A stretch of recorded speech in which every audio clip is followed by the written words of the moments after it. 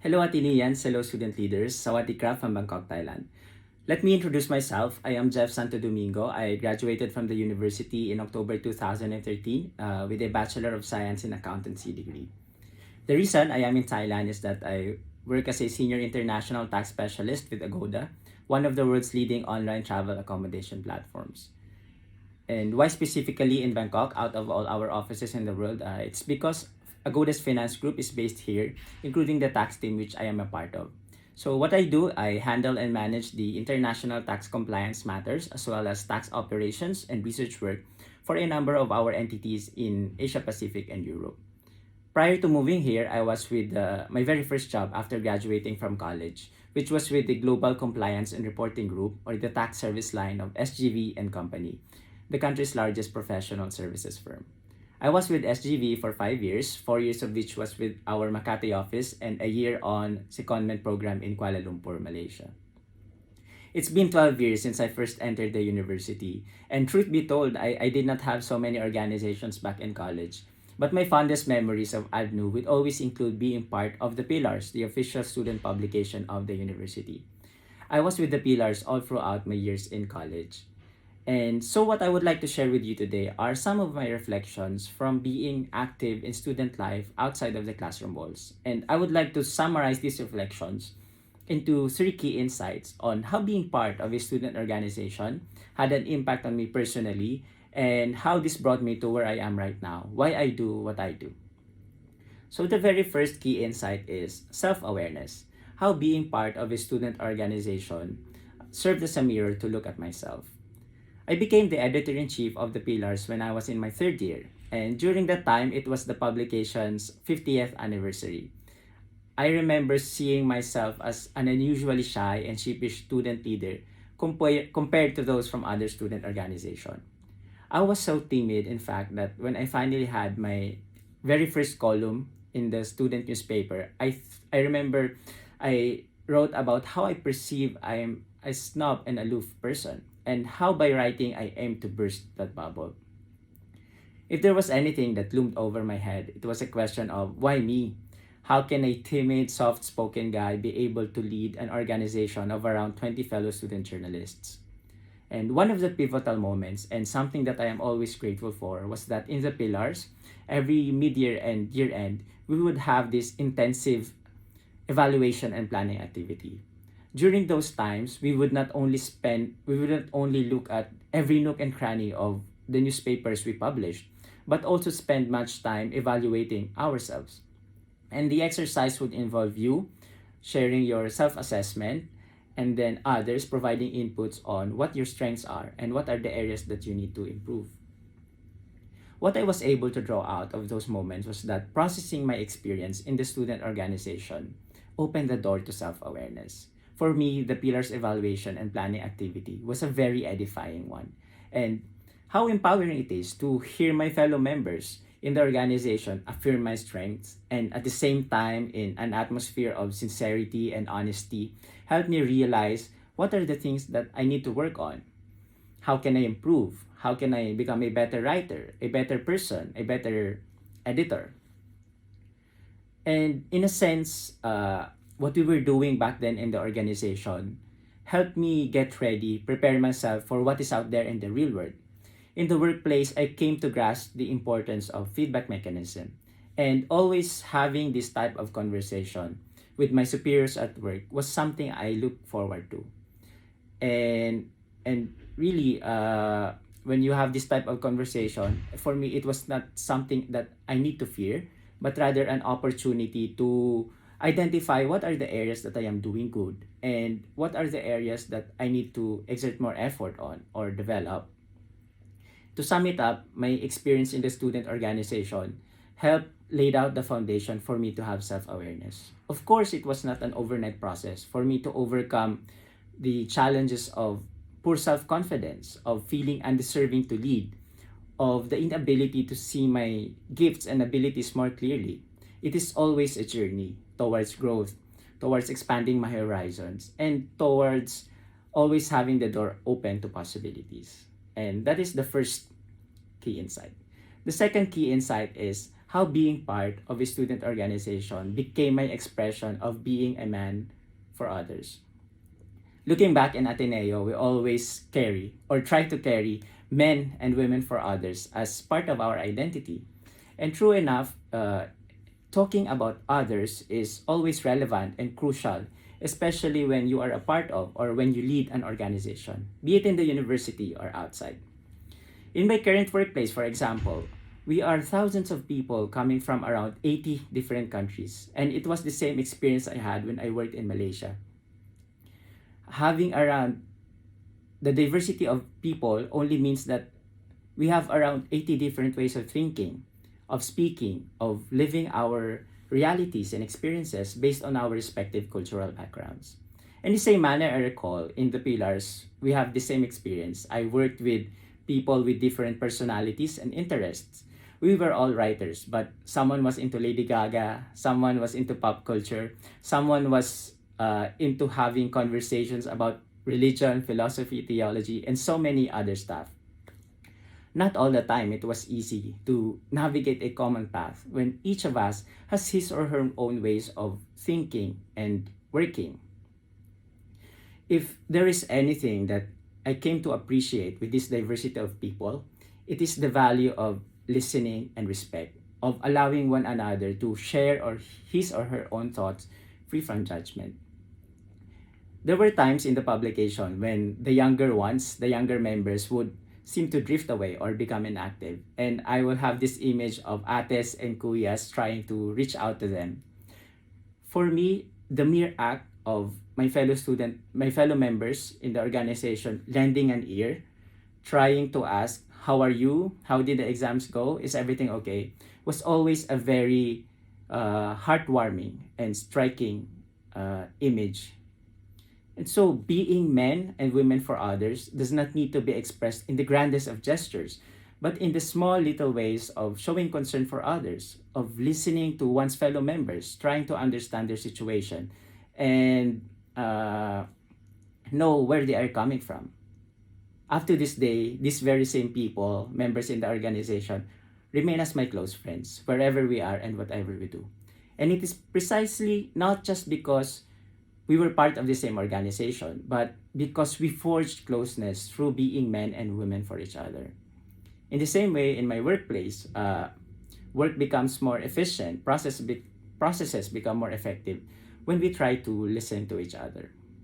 So that is the second key insight, being men and women for others through student organizations.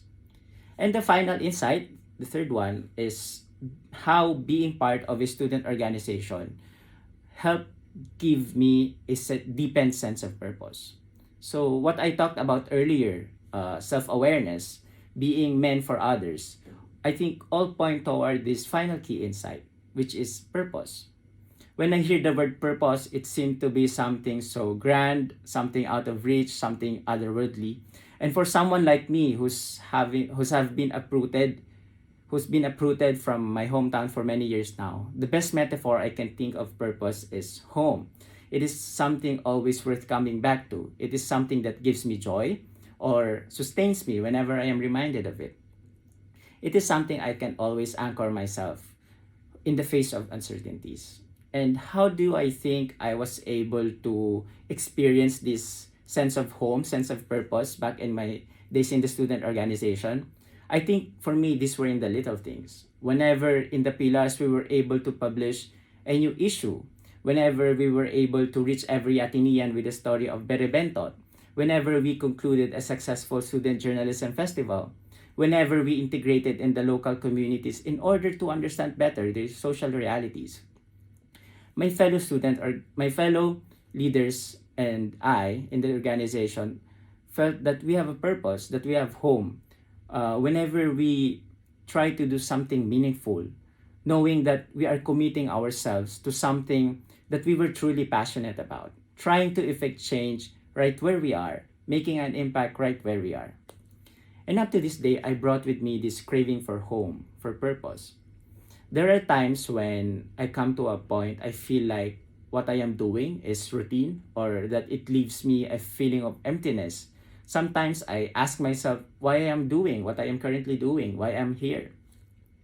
And I always try to come to terms with these realizations by always coming back to the most fundamental goal. And that is to anchor myself, ground myself on my purpose. And it made me aware that the workplace, in fact, even is not the end all be all of everything. It does not lead me home to my purpose if I do something without meaning. If I go to a place and not be able to leave a mark. If I simply work on what is without aiming towards what should be. I think that is what I would like to really try to emphasize, to share with you today.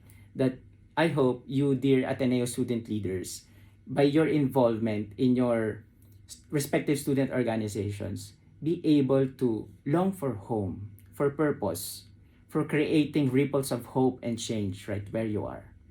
By becoming more self-aware, by being men and women for others, may your university days lay out the foundation of your purpose as you prepare to set out into the world beyond ADNU. And may your life choices may your life choices reflect the value of Magis, which is best expressed as choosing the more loving option. And finally, I would like to share with you this very beautiful passage attributed to Father Pedro Arupe, the late Jesuit Superior General, which I first came across in college and which from time to time still strikes a chord in me. And it goes, "Nothing is more practical than finding God, than falling in love in a quite absolute final way. What you are in love with, what seizes your imagination will affect everything. It will make you it will decide what will get you out of the bed in the morning, what you do with your evenings, how you spend your weekends, what books you read, whom you know, what breaks your heart, what amazes you with joy and gratitude. Fall in love, stay in love, and it will decide everything." So again, that was a very brief sharing. Thank you so much, Ateneans. I hope that this provides you some inspiration to keep being involved in your student organizations, especially during these trying times. And I would also like to thank the Office of Student Affairs for giving me this opportunity to be part of this ThinkTalks series. Kabkun krab.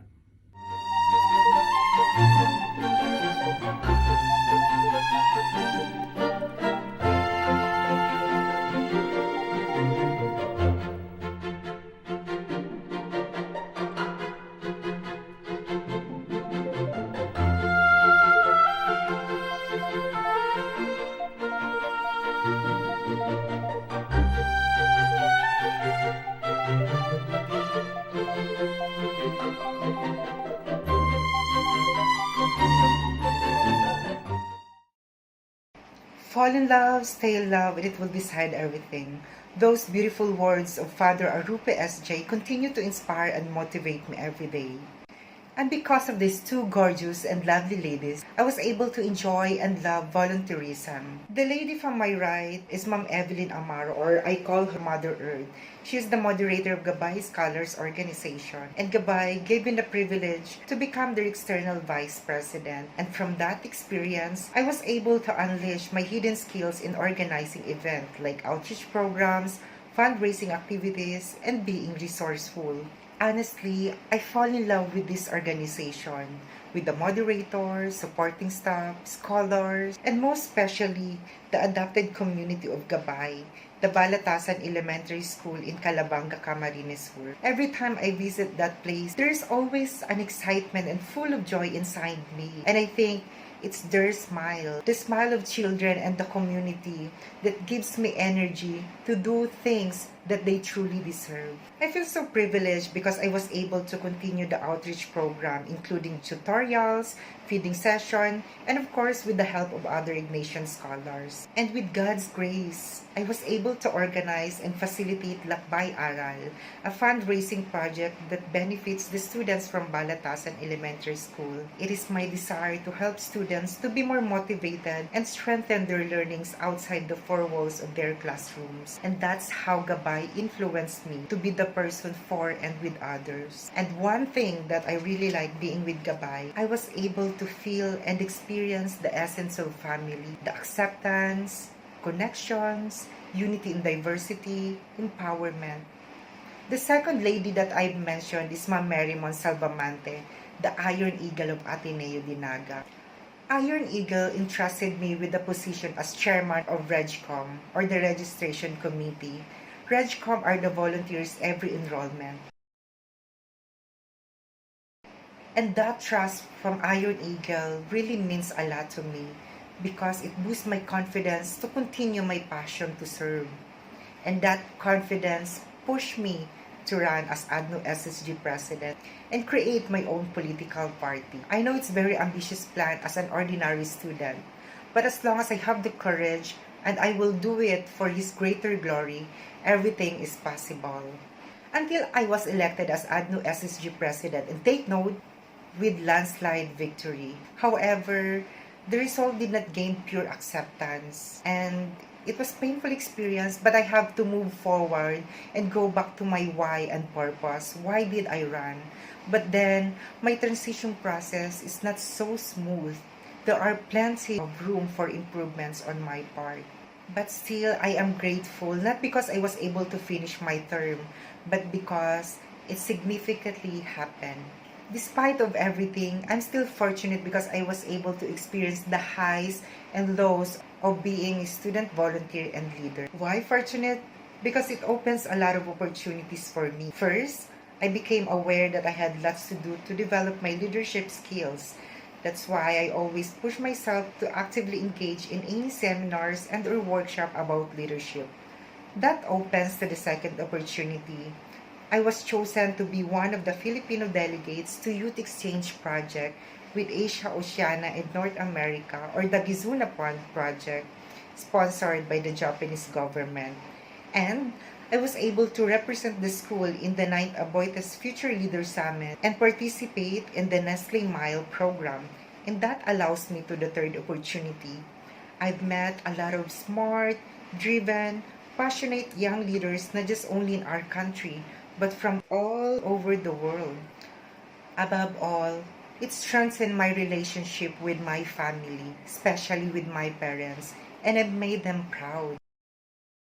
And it makes my heart so full, so I strongly decided to apply and join JVP. JVP, or the Jesuit Volunteer Philippines, is one of the longest volunteer programs here in the Philippines. Joining JVP is my one way to give back all the blessings that I more than truly deserve. The SLB, or Simbahang Lingkod ng Bayan, is one of the JVP's partner institutions where I was assigned as community organizer. And I'm grateful to be part of JVP and SLB because I was able to meet young leaders and achievers like Carla Abadines, Luther Aquino of Ateneo de Manila, Nida Reyes of St. Scholastica, Enrico Lavinia, son of Dr. Tony Lavinia, Cecil Turecha of JBP Batch 34 and 35, Ma'am Bernie Aton Pulikit, now part of Ateneo de Naga family, John Alige, one of the Magna Cum Laude of Ateneo de Davao, and my JVP partner. Also, being surrounded with the people that continue to carry the advocacy of faith that does justice, like Brother Xavier Alpasa, Father Joe Frantalaban, Father Pat Falguera, Father Bill, they are instrument that brings me hope and love to our country. That is why when I learned my area of assignment is Kasiguran, Aurora, I feel so overwhelmed with gratefulness and fear. Grateful because aside from its unspoiled land and natural beauty, I will have the chance to work with the farmers, fisher folk, indigenous people, and other marginalized sectors of Kasiguran. Fear because of the Apeco law that initiated by powerful local dynasty. For more information about the issue, you can watch the documentary by Al Jazeera on YouTube. Just search The March to Progress in the Philippines. When I stepped on the place, I did not waste any single second to introduce myself. So I started roaming around and meet the communities. And series of community visits, meetings, and consultations were conducted. And in order to reach the next community, I have to walk like an hour or more and cross some rivers. Sometimes I ride with motorcycle or kolong-kolong. But most of the time, I prefer to walk because through walking, I enjoy seeing the natural beauty of Mother Earth. Plus, I have the chance to meet new friends and do the kumustahan with the community. Months pass by, and the series of endless hope, shock, frustration continue. Actually, I'm about to give up. But I remember the 5 core values of JVP. The service that builds, social justice that empower, solidarity that unites, simplicity that frees, and spirituality that loves. But time flies so fast, I didn't notice that my JVP year is about to end. Then, after my JVP year, I entered the corporate world, far from my family and very far from my passion. And it's so hard to do things that you're not passionate about. But God is so good. After 2 years working abroad, I received a call from my friend. My friend recommended me to the local government unit of Kasiguran to handle the livelihood assistance project for farmers, fisher folks, and other sectors of Kasiguran. My mission to Kasiguran continue as program manager. I act as the overall lead in the implementation of livelihood assistance project, provide guidance and assistance to the people organization, facilitate the engagement of various stakeholders in the project. It looks fun and easy, but to tell you, the implementation is so hard. You know, government, and technically, I'm not an agriculture graduate. What I did, I just used all my trainings, formations, and values from my previous school organizations. And it proves that if I have the heart to serve with pure intention, everything will work accordingly.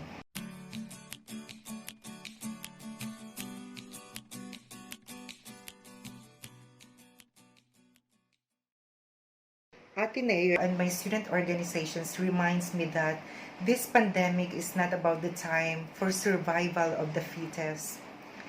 This is the time to be more person for and with others. The time to be more generous and time to share kindness, love, and compassion to everyone.